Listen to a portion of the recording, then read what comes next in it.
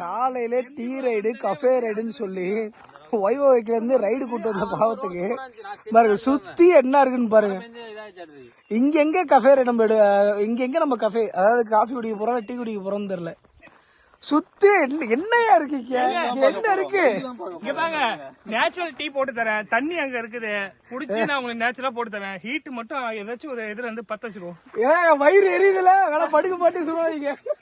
Okay இது cafe ரைடா சொல்லுங்க. இது கஃபே ரைடா?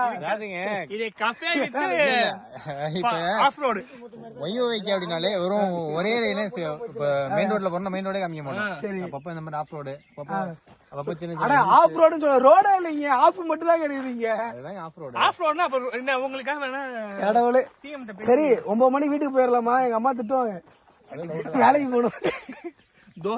ஜீவன் பாவம் அவன் பத்தே சொல்லிட்டாரு, நான் வந்திருக்க மாட்டேன் வீட்டுல தூங்கி இருப்பேன்னு. நீ எவ்வளவு தூரம் போகணும்? 2 கிலோமீட்டர் ஆவோ. இன்னும் 2 கிலோமீட்டர். आओ भैया सुया भैया 2 किलोमीटर 2 கிலோமீட்டர். அவன் எடுங்க வண்டியில சேஃப்